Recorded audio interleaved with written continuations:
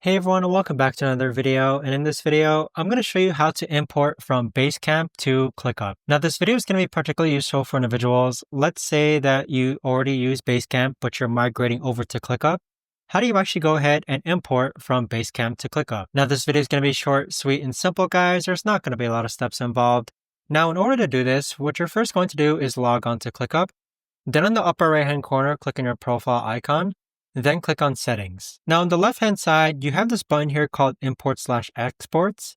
Click on this and then find Basecamp and click on Basecamp. Now once you've done so, it's going to prompt you to actually log on to Basecamp. So log in with your Basecamp information, then simply follow the on-screen prompts to import your information from Basecamp onto ClickUp. But there you have it, guys. That right there is the best and easiest way that I know of to actually go ahead and import from Basecamp to us. If you guys know of a better or easier way to actually do this, let me know in the comments down below. I would love to know. Thanks so much for watching, everyone, and I'll see you guys all in the next video.